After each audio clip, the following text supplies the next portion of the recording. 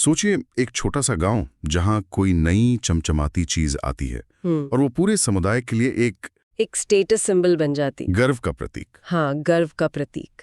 एक ऐसी चीज जो उनकी पहचान और सम्मान से इस कदर जुड़ जाए कि उसके बिना उनकी इज्जत ही दांव पर लग जाए। आज हम एक ऐसी ही कहानी की दुनिया में उतरने वाले हैं। और हमारे पास जो स्रोत है वो हिंदी साहित्य की एक बहुत ही प्रसिद्ध कहानी है, फणीश्वरनाथ रेणु की पंचलैट। अब नाम सुन के लगेगा कि ये किसी लैंप की कहानी है, और एक तरह से है भी। लेकिन असल में ये सिर्फ एक पेट्रोमैक्स लैंप की कहानी नहीं है। तो आज हमारी पड़ताल का मकसद यही समझना है कि कैसे एक बेजान चीज किसी पूरे समुदाय के लिए सम्मान और संकट दोनों का कारण बन जाती है, और कैसे वो समाज के कड़े नियमों को चुनौती भी दे देती है। बिल्कुल। तो चलिए इस कहानी की परतें खुलते हैं। कहानी हमें ले चलती है बिहार के एक गांव की महतो टोली में। इस टोली के लोगों ने बड़ी मेहनत से जमा किए पैसों से, महीनों से जो जुर्माना और दंड के पैसे जमा हुए थे, उनसे रामनवमी के मेले से एक पंचलेट खरीदा है। पंचलेट यानी पेट्रोमैक्स लैंप। और ये उनकी टोली की पहली और इकलौती बड़ी आधुनिक चीज है। तो जाहिर है माहौल एकदम जश्न का है। लेकिन ये जश्न बहुत जल्द एक बड़ी मुसीबत में बदलने वाला है। बिल्कुल। कहानी का जो शुरुआती हिस्सा है वो उस उत्साह को बहुत खूबसूरती से दिखाता है ना? हाँ, पंचलेट को लाने के लिए जो तामझाम किया गया है वो देखने लायक है। उसे सिर पर उठाकर नहीं, बल्कि एक डिब्बे में बंद करके बहुत संभाल कर लाया गया है। और गांव पहुंचने पर उसे सीधे जमीन पर भी नहीं रखते। नहीं, उसके नीचे एक दरी बिछाई जाती है। हाँ, और उसे देखने के लिए पूरी टोली उमड़ पड़ी है। बच्चे, बूढ़े, औरतें, मर्द सब उसे ऐसे देख रहे हैं जैसे कोई अजूबा आ गया हो। और कीर्तन मंडली के लोग तो उसे घेर कर ही बैठ गए हैं। एक बच्चा अगर उसे छूने की कोशिश भी करता है तो उसे डांट पड़ जाती है। मतलब साफ है, ये सिर्फ एक लैंप नहीं है, ये अब महतो टोली की इज्जत का सवाल बन गया है। बिल्कुल, दूसरी टोलियों पर रौब जमाने का एक जरिया। और यहीं पर कहानी मजेदार हो जाती है। जब पूजा पाठ और कीर्तन भजन की सारी तैयारी हो जाती है तो अचानक एक सवाल उठता है, पंचलेट को जलाएगा कौन? ये एक छोटा सा सवाल पूरी महफिल का रंग उड़ा देता है। हाँ, मतलब उन्होंने चीज तो खरीद ली, लेकिन उसे इस्तेमाल कैसे करना है ये किसी को पता ही नहीं था। हाँ, ये तो बड़ी अजीब स्थिति हो गई। यही तो कहानी का सार है। उन्होंने आधुनिक तकनीक तो अपना ली, पर उसे चलाने का ज्ञान नहीं था। और ये सिर्फ उस दौर के समाज पर एक टिप्पणी नहीं है। सही बात है। अगर हम आज भी देखें तो हम सबसे महंगा, सबसे लेटेस्ट फोन तो खरीद लेते हैं, लेकिन उसके 10% फीचर भी शायद ही इस्तेमाल कर पाते हैं। एक तरह से ये स्टेटस सिंबल खरीदने की इंसानी फितरत पर एक बहुत गहरी टिप्पणी है। बिल्कुल, जो तब भी उतनी ही सच थी जितनी आज है। और इसका नतीजा क्या हुआ? टोली की इज्जत तो बनने से पहले ही बिगड़ने लगी होगी। हाँ, बिल्कुल। दूसरी टोलियों के लोगों ने मजाक उड़ाना शुरू कर दिया। कोई कहता, कान पकड़कर पंचलाइट के सामने 5 बार उठो बैठो, अपने आप जलने लगेगा। अच्छा। कोई कहता, अरे भाई, कल करने वाली चीज का नखरा बहुत बड़ा होता है। महतो टोली के पंचों और सरदार के तो चेहरे ही उतर गए। जो चीज इज्जत बढ़ाने के लिए लाई गई थी वही अब बेइज्जती का कारण बन रही थी। हाँ, जश्न का माहौल एकदम से मातम में बदल गया। तो अब इस तकनीकी संकट से निकलने का कोई रास्ता नहीं सूझ रहा था। यहाँ से कहानी किस तरफ मुड़ती है? जब तकनीकी समस्या का कोई हल नहीं निकलता तो कहानी एक सामाजिक दुविधा की ओर मुड़ जाती है। यहीं पर कहानी के एक बहुत अहम किरदार की एंट्री होती है। गोधन। हाँ, गोधन। एक मिनट, गोधन ये तो वही लड़का है ना जिसे पंचायत ने बिरादरी से बाहर कर रखा था? एकदम सही। उसका हुक्का पानी बंद कर दिया गया था। बिल्कुल। और क्यों किया गया था? क्योंकि वो गांव की एक लड़की मुंदरी को देखकर सिनेमा का गाना गाता था। कौन सा गाना? सलामे इश्क मेरी जान जरा कबूल कर लो। उस दौर के समाज में इसे एक बड़ा अपराध माना जाता था, तो उसे समाज से बाहर निकाल दिया गया। तो अब पंचायत के सामने दुविधा खड़ी हो गई। एक तरफ जाति की इज्जत है जो मिट्टी में मिल रही है, और दूसरी तरफ एक ऐसा लड़का है जिसे उन्होंने खुद ही सजा दी है। ये तो कहानी में एक जबरदस्त मोड़ है। बिल्कुल। और यहाँ एक और दिलचस्प किरदार सामने आता है, मुनरी। उसे पता है कि पूरी टोली में सिर्फ एक ही इंसान है जो पंचलाइट जलाना जानता है, और वो है गोधन। हाँ, लेकिन वो सीधे सीधे पंचायत से ये बात कैसे कहे? वो एक लड़की है और मामला भी उसी से जुड़ा हुआ है। हाँ, ये तो है।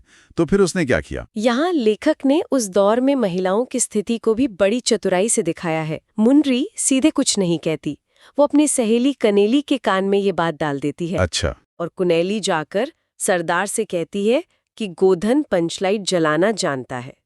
यहाँ पर हमें औरतों का एक नेटवर्क दिखता है जो सीधे तौर पर भले ही पंचायत में ना बोलें। हाँ, लेकिन अपनी बात पहुंचाने का रास्ता निकाल ही लेती हैं। और पंचायत ने क्या फैसला किया? क्या उन्होंने अपनी इज्जत बचाने के लिए अपने ही बनाए नियम को तोड़ा? यही तो कहानी का सबसे अहम हिस्सा है। पंचायत में कानाफूसी होती है, बहस होती है।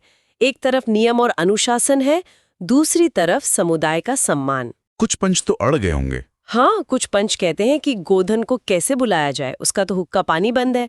लेकिन दूसरे कहते हैं कि अरे इस वक्त जाति की इज्जत पानी में बही जा रही है और तुम नियमों की बात कर रहे हो। और आखिर में जरूर जीत गई होगी। हाँ, जरूरत नियमों पर भारी पड़ी। सरदार फैसला लेता है कि गोधन को बुलाया जाए। ये कहानी दिखाती है कि हर समाज के नियम तब तक ही पत्थर की लकीर होते हैं जब तक समुदाय की इज्जत या जरूरत पर आंच ना आए। सही कहा। जरूरत पड़ने पर वही समाज अपने बनाए उसूलों को तोड़ने का रास्ता निकाल ही लेता है। तो गोधन को बुलाया गया, क्या वो आसानी से मान गया? जिसे समाज ने निकाला हो वो उसी समाज की मदद करने के लिए इतनी जल्दी तैयार तो नहीं हुआ होगा। नहीं, बिल्कुल नहीं। जब पंचायत का छड़ीदार उसे बुलाने जाता है तो गोधन पहले तो साफ मना कर देता है। क्या कहता है? कहता है, पंचायत ने मेरा हुक्का पानी बंद कर रखा है, मैं क्यों जाऊं? ये उसका स्वाभिमान था। लेकिन फिर मुनरी की माँ गुलरी काकी उसके पास जाती हैं और उसे समझाती हैं कि ये पूरी जाति की इज्जत का सवाल है। हाँ, उनके मनाने पर गोधन मान जाता है। तो गोधन आता है और पंचलाइट जलाने की कोशिश करता है। लेकिन यहाँ भी एक और समस्या खड़ी हो जाती है ना? हाँ, एक और ट्विस्ट। गोधन आकर पंचलाइट को देखता है और कहता है, स्पिरिट कहाँ है? अब बेचारे गांव वालों को क्या पता कि स्पिरिट क्या होती है। लेगा लेकिन गोधन यहाँ हार नहीं मानता। नहीं, यहीं पर गोधन का किरदार एक नायक की तरह उभरता है। वो सिर्फ तकनीक जानने वाला मिस्त्री नहीं है, बल्कि वो एक जुगाड़ू और समझदार इंसान भी है। जब उसे पता चलता है कि लोगों ने स्पिरिट का इंतजाम नहीं किया तो वो निराश नहीं होता। वो अपनी सूझबूझ का परिचय देता है और कहता है, कोई बात नहीं, गरी के तेल से ही काम चल जाएगा। हाँ, यानी नारियल के तेल से। ये उसकी काबिलियत और आत्मविश्वास को दिखाता है। उसे पता है कि वो इस समस्या का हल निकाल लेगा। और फिर वो पल आता है जिसका सबको इंतजार था। गोधन पंचलाइट में पंप देना शुरू करता है और धीरे धीरे पंचलाइट से एक सनसनाहट की आवाज आती है और रोशनी निकलनी शुरू हो जाती है। वो रोशनी जैसे जैसे बढ़ती है, लोगों के चेहरे खिल उठते हैं। वो सिर्फ एक लैंप की रोशनी नहीं थी। नहीं, वो उस टोली के सम्मान की रोशनी थी, उनके गर्व की वापसी थी। कहानी में लिखा है कि रोशनी फैलते ही कीर्तन मंडली ने एक स्वर में महावीर स्वामी की जय का नारा लगाया और कीर्तन शुरू हो गया। हाँ, जो लोग कुछ देर पहले तक उदास और अपमानित महसूस कर रहे थे, वे सब खुशी से झूमने लगते हैं। तो गोधन, जो कुछ घंटे पहले तक एक अपराधी था, एक समाज से निकाला हुआ व्यक्ति, वो अब पूरी टोली का हीरो बन गया। हाँ, और सिर्फ नायक ही नहीं, उसे एक तरह से अपनी मोहब्बत का सामाजिक लाइसेंस भी मिल गया। कैसे? पंचलाइट जलने के बाद सरदार गोधन को अपने पास बुलाता है और बहुत प्यार से कहता है, तुमने जाति की इज्जत रख ली, तुम्हारा 7 खून माफ। और फिर वो कहता है, खूब गाओ सलीमा का गाना। वाह, खूब गाओ सलीमा का गाना।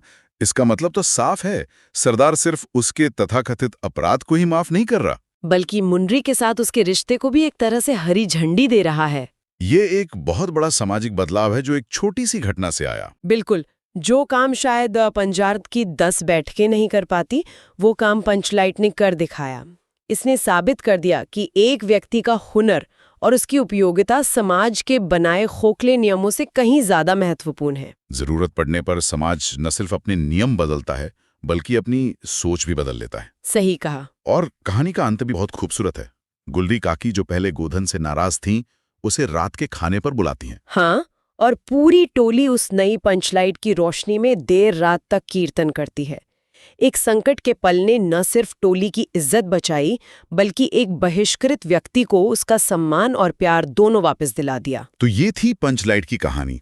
एक साधारण से लैंप के जरिए हमने एक पूरे समाज की सोच, उनके आपसी रिश्ते और बदलते मूल्यों की कमाल की झलक देखी। ये कहानी उस बात को बहुत खूबसूरती से सामने रखती है कि कैसे कभी-कभी एक छोटी सी निर्जीव चीज भी बड़े सामाजिक बदलाव की वजह बन सकती है। इसने पंचायत को अपने ही नियमों पर फिर से सोचने के लिए मजबूर कर दिया। हाँ, और एक व्यक्ति के कौशल को सामाजिक प्रतिष्ठा के ऊपर जगह दी। ये दिखाती है कि परंपराएं और नियम समुदाय की भलाई के लिए होते हैं, समुदाय नियमों के लिए नहीं। ये सब सुनकर एक बात जरूर जहन में आती है, ये एक तरह से हैप्पी एंडिंग है, लेकिन ये सोचने पर भी मजबूर करती है, नहीं? बिल्कुल, और यही एक अच्छी कहानी की पहचान है। ये कहानी एक दिलचस्प सवाल भी हमारे लिए छोड़ जाती है। गोधन का सम्मान वापस इसलिए हुआ क्योंकि समुदाय को उसके हुनर की जरूरत थी। सख्त जरूरत थी, वो उनके लिए उपयोगी साबित हुआ। हाँ, तो सोचने वाली बात तो यही है कि अगर उस दिन पंचलैट खराब ही ना होती या उसे जलाने की जरूरत ही ना पड़ती तो क्या होता? क्या समाज गोधन को कभी स्वीकार करता? यही वो सवाल है जिस पर हमें सोचना चाहिए। क्या किसी व्यक्ति का मूल्य, उसका सम्मान केवल उसकी उपयोगिता पर ही निर्भर करता है? अगर गोधन उपयोगी ना होता तो क्या वो हमेशा के लिए एक बहिष्कृत और बुरा इंसान ही बना रहता? ये कहानी समाज के इस दोहरे मापदंड पर भी सोचने के लिए मजबूर करती है।